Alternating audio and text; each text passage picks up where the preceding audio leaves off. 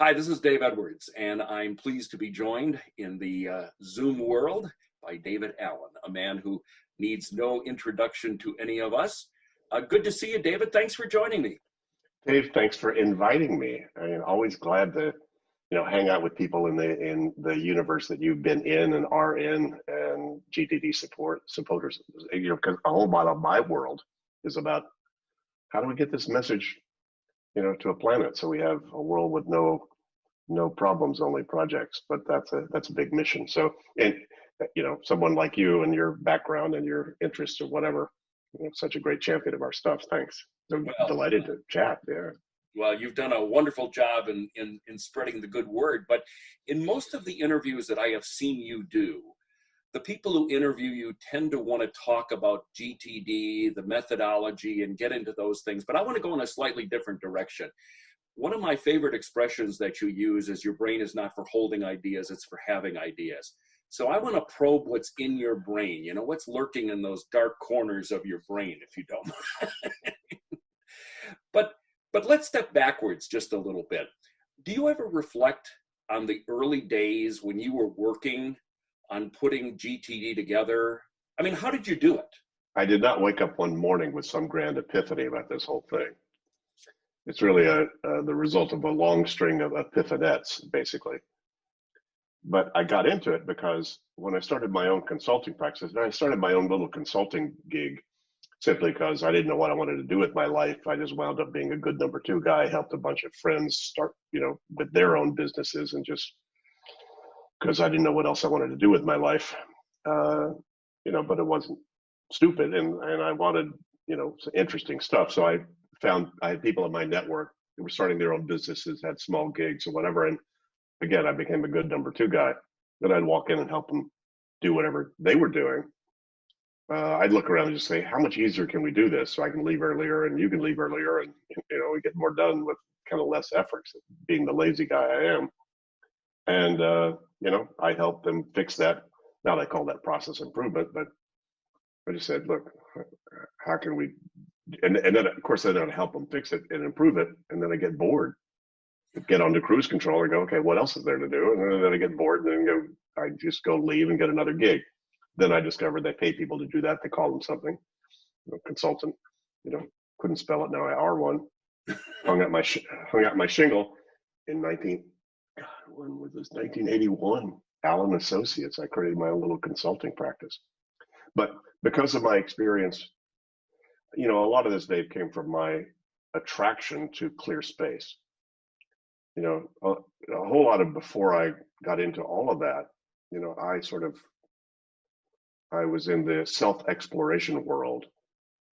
Come on, I was in American intellectual history in graduate school in Berkeley in '68.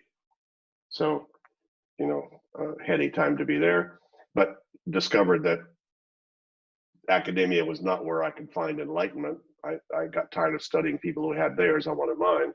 So I dropped out of school and then just went on this deep dive of self-exploration, so spiritual practices, meditation, martial arts, all kinds of, occult explorations and so forth in the inner worlds. And that was my primary interest. All the rest of it was just to have a job to pay the rent. So I wasn't particularly aspirational or entrepreneurial. I was just more into just, okay, how do I still, manage and sustain at least a little bit of a lifestyle while I'm doing all this self-exploration stuff. And then, as I began to say, okay, well, now I'm a consultant, I guess, but I was more interested to begin with in how do I keep a clear space? Because as I started to get into the professional world and have a professional world, my life got more complex. It got busier, as anybody, as you know, when you graduate, it does get easier. The better you get, the better you better get. So as I started to step into the world of professionalism and so forth, I saw, gee, it was pretty easy to lose clear space. So I said, how do I keep that for myself? And so I just wound up finding these techniques that allowed me to sort of surf on top of my world a lot better, get more control, get more stability, get more focus, while still being busier. And then I turned around. It turns out as I was discovering these techniques piece by piece, turned around and started to use them with my clients, my consulting clients, and it turned out that what I had discovered worked for them too, exactly the same way. When they started to implement these techniques, more control, more focus, more stability, more space, more room in their head to focus on the meaningful stuff, I said, wow, that's cool.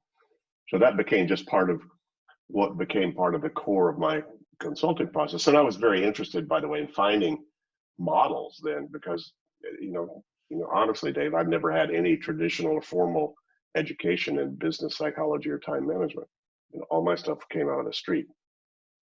They're just learning. But I guess that's maybe why what I uncovered was unique, and nobody else seemed to have done it that way, because I didn't have any preconception about what it needed to be, what this thing needed to be. Well, I'm thinking about that because I'm trying to put this into the timeline. I found GTD and you out of frustration for not being terribly productive. And, you do a Google search and there's GTD and there's a lot of other people with a lot of advice. But it's probably fair to say that in the 1980s, there was a lot less for you to be able to read what other people were doing. So was it mostly trial and error for you? Well, yeah, it was basically trial and trial and trial and trial. I wasn't making a lot of mistakes with this, because as I was discovering these techniques, instantly they worked for me and instantly they worked for anybody else. All you have to do is get somebody to write down stuff that's on their mind. They're going to feel better. Mm-hmm. Right? Like so I apologize. There's a bit of a duh factor in what I uncovered. Right? It seems to have worked for a lot of people. So yeah, it worked. And I had no idea. I mean, it was still, even back then, Dave, it was pretty noisy space in terms of time management and organization, because that was all sort of taking, there was a lot of heat in that area in the 80s. That's when people discovered personal planners. That's where, just all kinds of models were showing up about personal organization and personal productivity. So, but again, mine was just, how do I work with a client? How to work with myself? What are the best practices? And I had a couple of mentors that taught me some pretty key things. I got hungry for models, because if I said, well, as a consultant, if I walked into somebody or somebody's situation and it wasn't obvious what I needed to do or how I could improve their situation, it'd be nice to pull a model out of my pocket and say, let's just walk you through this, because I know this model works. And I had some pretty sophisticated people coach me and teach me on that. So I attribute Dean Acheson, not the famous one, but a guy that I knew who'd been an executive coach and consultant for decades, and I discovered he had discovered a model that worked extremely well and was highly effective for organizational change. And he had uncovered some techniques there, and it turned out I connected with Dean through my network. And then he took to me and it became sort of a mentor of mine. And for a couple of years, I hung out with him, and he and I did a lot of projects together. And he sort of handed off to me a lot of what he had learned.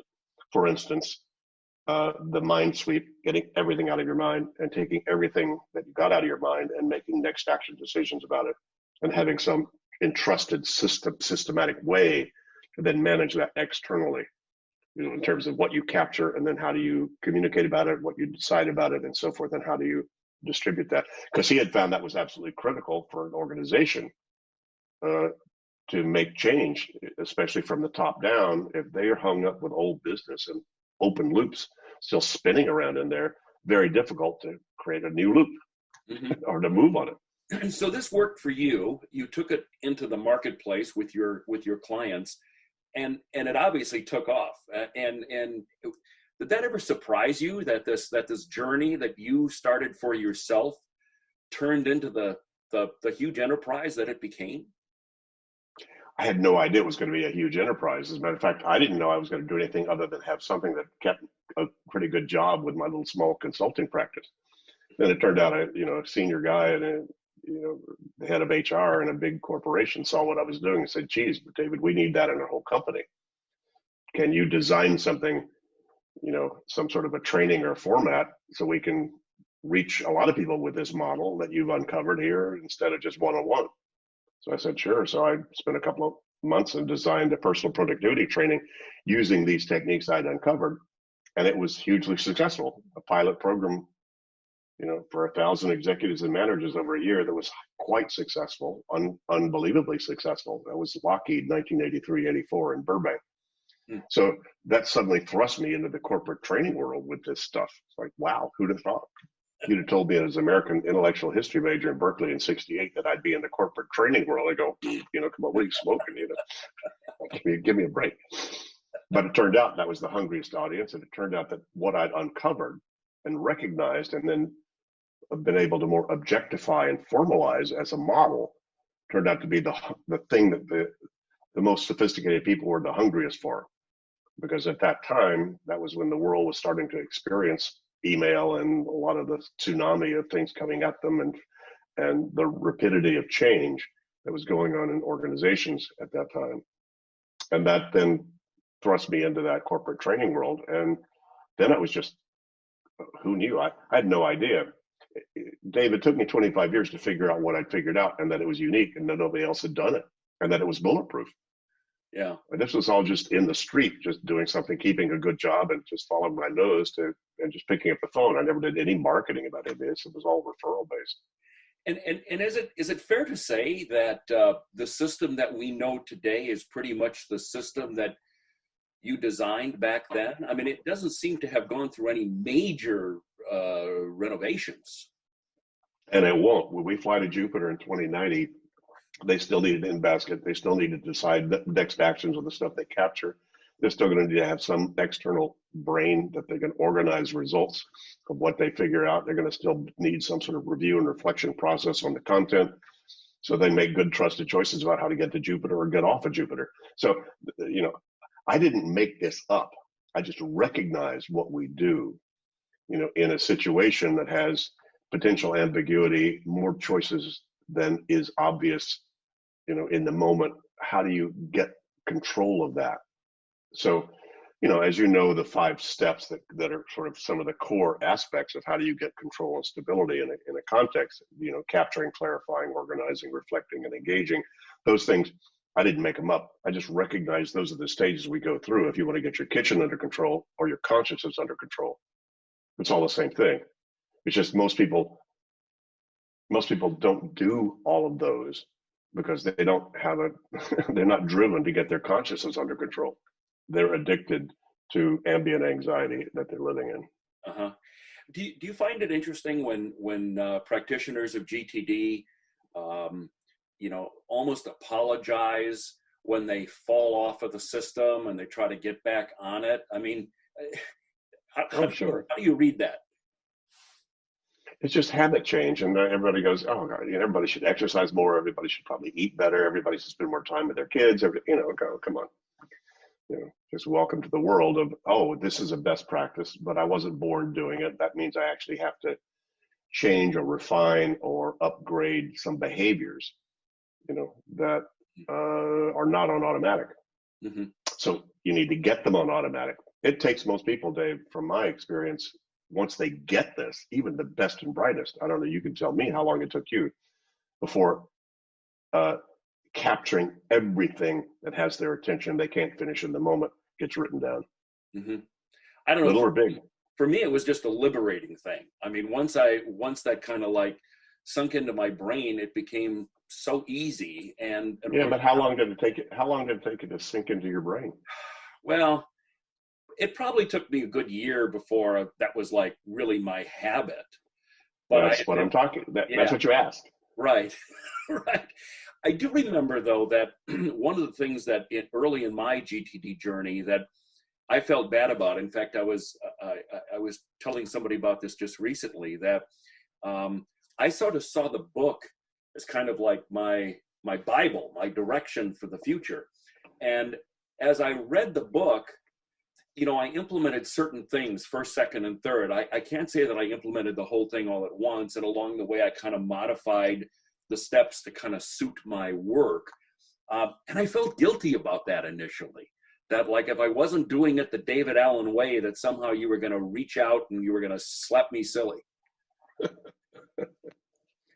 Yeah, but at some point you probably came back around and said, what David said was really the right way to do it. Sorry. That's true. It is true. Now, some time ago, you co-authored the book GTD for teenagers, I believe it was called. Right. I've often wondered why productivity and organization isn't something that's taught in the schools. It would seem to me that it would just save a lot of people a lot of angst. Yeah, it's true. Well, come on. Most people never even thought about being more productive or managing themselves until relatively recently.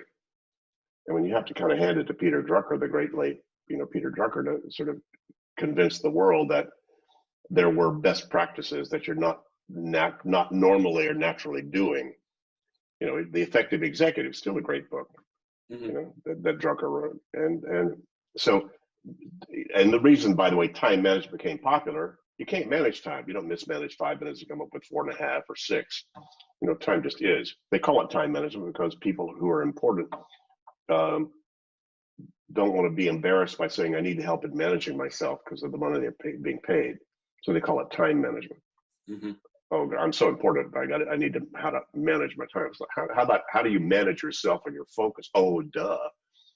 So, out of all that, it actually relatively, if you look at the sort of the history of work and the history of that all the way back to, Taylor and all those other people that began to think about productivity, is actually relatively recent that people even thought about the idea of how much more effective we could be.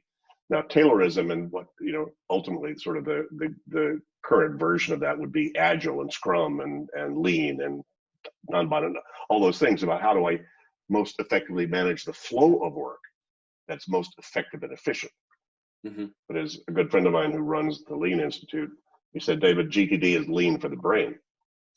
How do you make sure that you have no wasted thought, that your cognitive function is as clean and streamlined as it needs to be? And that's what I sort of, in spite of myself, uncovered, was that only people who were sort of aware of that other process sort of began to recognize that what I'd come up with. Another good friend of mine, very senior guy in one of the big consulting firms, said, David, you discovered sort of knowledge work athletics. What are the moves that you need to make to be able to then sustain yourself amidst this world where it's a lot more complex, a lot more choices, a lot more ambiguity, and a lot more volume and speed of change? And so I just kind of, I guess back to a previous question of yours, I had no idea that was what I was coming up with. I was just trying to keep a job and keep my head clear and find, and keep people interested in what I was doing and that it was valuable to them. And so that was a process, as I'll say it again, it took 25 years to figure out that these things that I figured out and how to work them and best practices about them was unique, that nobody else had done it. I thought I was the last guy in the world to figure this out. I thought people who were making a lot more money than I was had already figured this out. Wrong answer. Turns out that those people needed this more than anybody. Yeah. Well, I think I would have been a lot more successful through my college years had I known some of these techniques back then. And I think, me too. And I think that's the whole thing. I mean, it's like everybody discovers it at different stages in their lives. But I sort of think like, if we made a conscious effort to even teach students how to study, much less be productive, it would save everybody a lot more, angst as they get older. Yeah, it could be, but I'm not an expert in how to study. I'm not an expert in memory. I'm not an expert in a lot of things that would probably facilitate. I'm not even an expert in speed reading. I have a lot of friends that are, really good at all those different things. That's not my thing. But a student needs to understand what the outcome is, what the action steps they need to take, and have some good system that keeps them focused on what to study, Mm-hmm. and when, and to be able to see the context of their world and all of their commitments, so that when they start to study, they can focus on it as opposed to being distracted by a gazillion other things that are kind of out of control in their life. Mm-hmm. So my whole thing was more about a larger gestalt about how do I get control and focus about my world so that I can then be present with whatever I'm doing. Mm-hmm. I mean, that's really the big secret, of getting things done. It's not as much about getting things done as it's about being appropriately engaged with your commitments so that you're clear and you're focused and you're present with whatever you're doing. How successful are you now at keeping clear space in your head? Hey, I'll show you mine. Yeah. So here's a little, while we were walking our dog this afternoon, Rachel, Rachel has a puppy that our puppy loves to play with. And so Catherine said, I need to connect in with Rachel and make sure we go out with our dogs at the same time so they get great exercise. I made a little note. So I will send Catherine, I will ping her with everything. And then some pictures that I took that I want to send to Catherine. This is my wife. So, God, these are not life critical things, but they were things that popped into my head that prevents them from popping in twice. Yes. Not only that, those things will get done because that's going to get torn off and thrown into my physical in tray. And that physical in tray is going to get emptied within the next 24 hours. So those things are going to get into process, do whatever I want to do with them. So, but you got to remember, I'm fellow student. It's not like I figured this out and then implement it and don't have to do anything about it anymore. Or no, I just figured out what I've got to do. What I have to do to stay clear.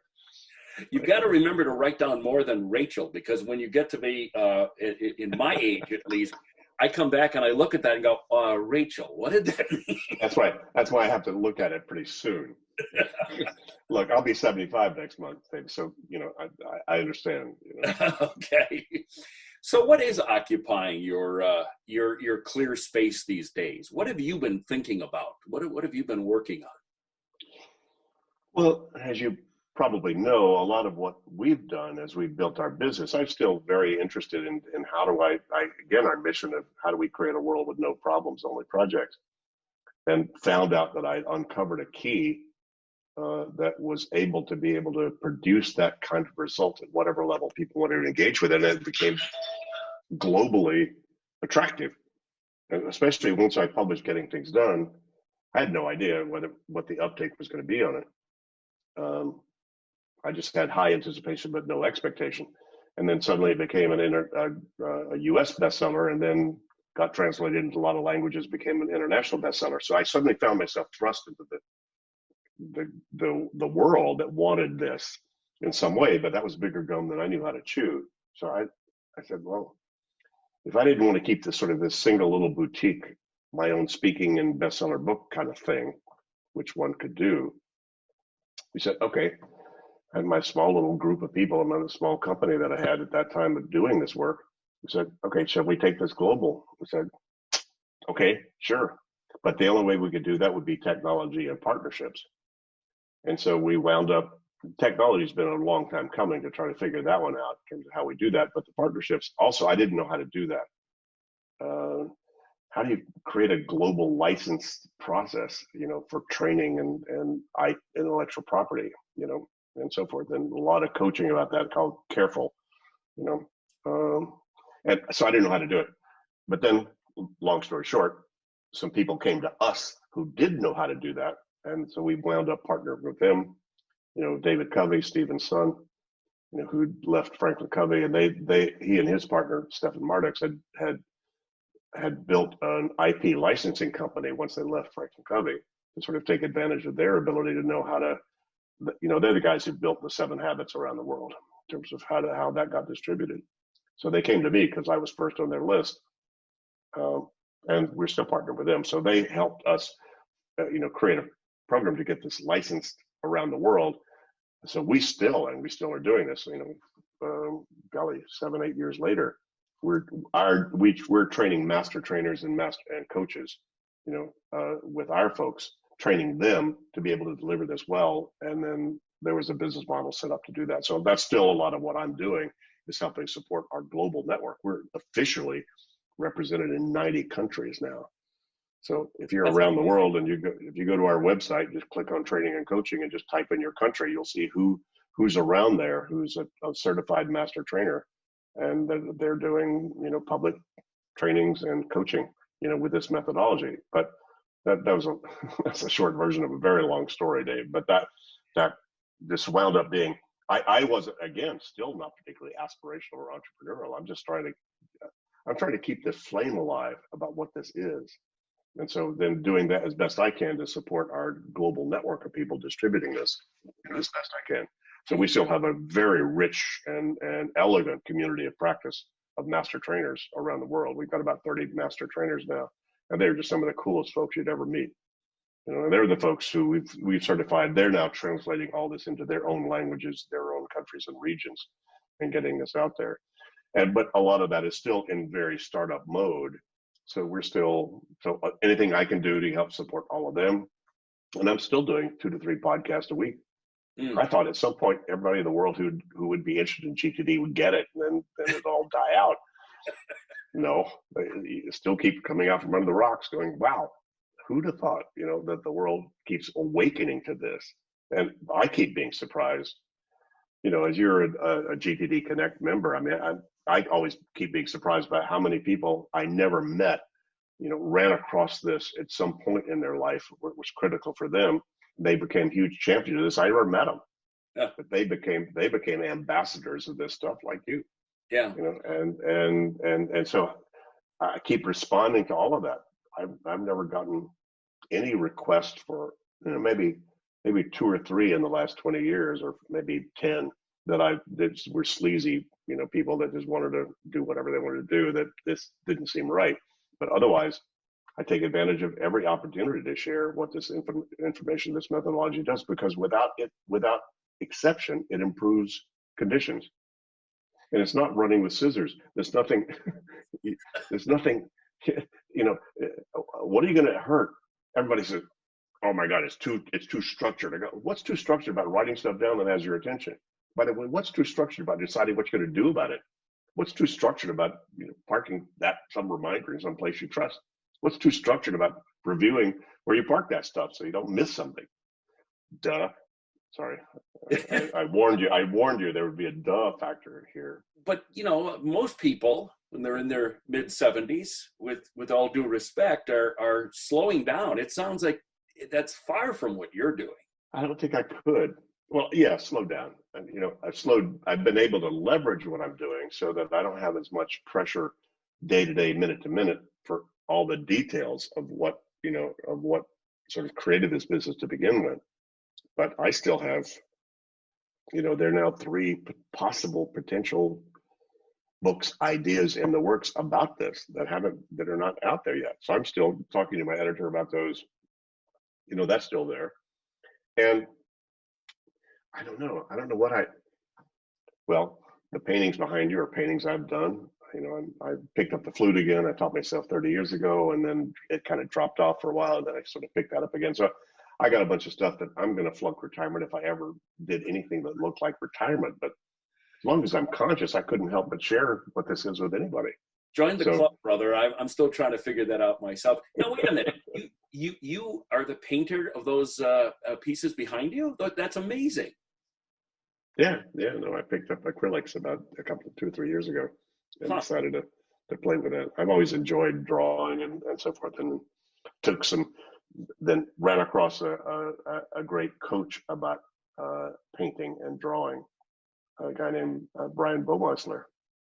If you're ever interested in that, Brian was the son of the woman who wrote Drawing on the Right Side of the Brain.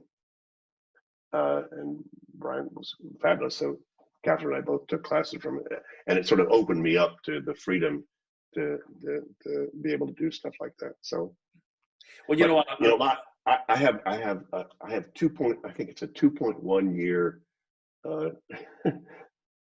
jack of all trades, hobby of all trades. I give it 2.5 years, whatever, and then I'm kind of like, okay, now let me go to something else. On a future Connect video, we are expecting a flute recital. I just want to point that out to you. Yay! Oh, I love the flute. And the reason I learned the flute. I played the piano when I was a little kid, and I'd done experimenting with other kind of instruments. But at some point, I was traveling a lot, and I wanted to get back into music again. I said, what can you travel with that's easy to carry, and also what has a lot of good solo music?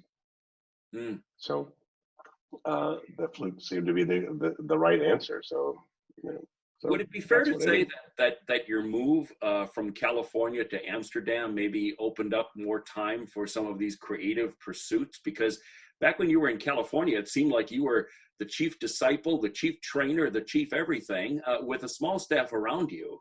But now, do you just has Amsterdam just opened a creative side of you? Not really. Amsterdam was there because the creative side was already open. And so, our world was becoming more virtual anyway.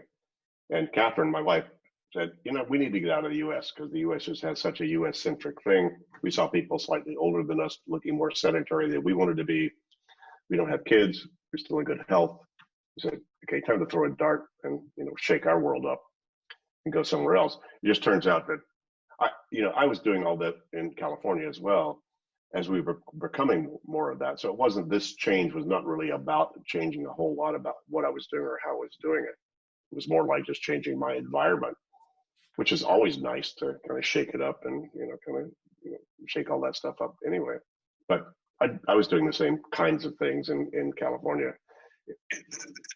We moved simply to change the environment, and also we wanted to get out of U.S. centricity in terms of our thinking and the thinking around us and the culture.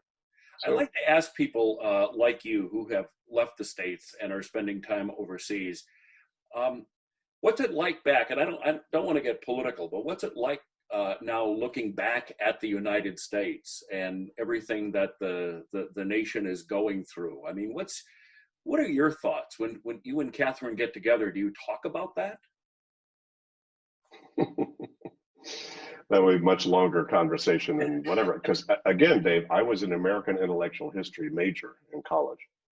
So my whole interest was the psychology or the psyche of the U.S.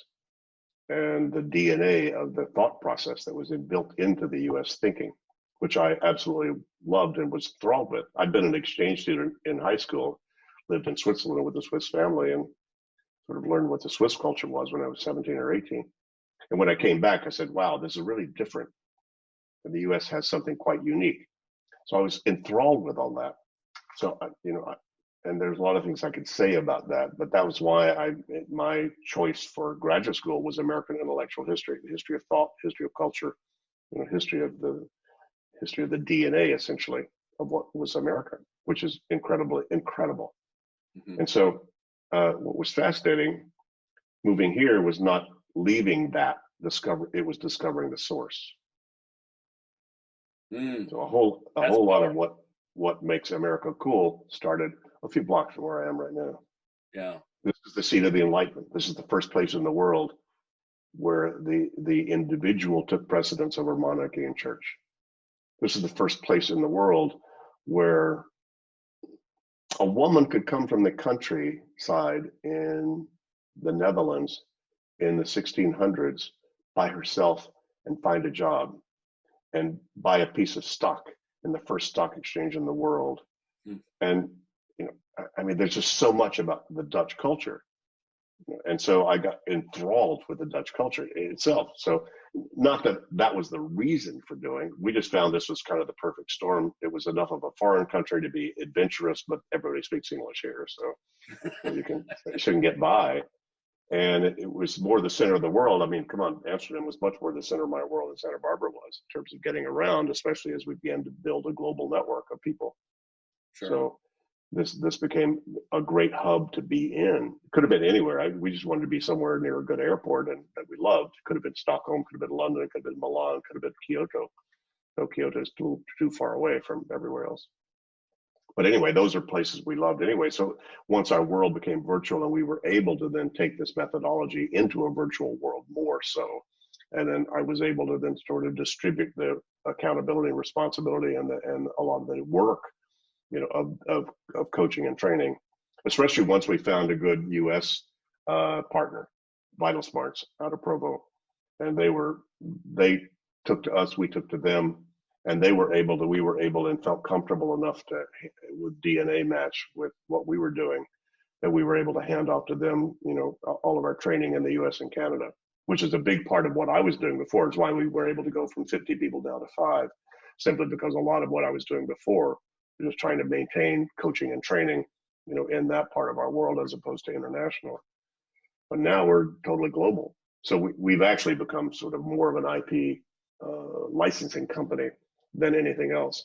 So a lot of my work is how do we support that? Mm-hmm. And a lot of that is supporting startup, people in these different countries that are doing this and helping validate them, giving them good PR, and I'm still creating, thought around this whole, getting things done process and content.